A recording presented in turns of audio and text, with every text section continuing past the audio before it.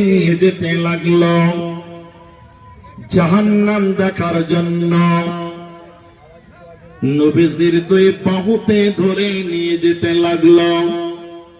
যেতে যেতে যেতে যেতে নবীজির কানে যেন কান্নার আওয়াজ ভেসে আসলো।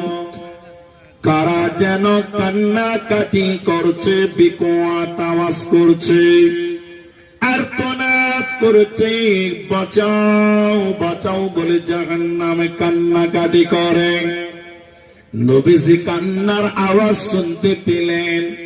নবী থাকতে না পেরে বললেন, জিবরাইল মান হাউলাই, এরা কারা?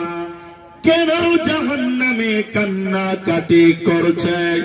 কেন বিকট আওয়াজ করছে, আর্তনাদ করছে? জিবরাইল তুমি বলে দাও।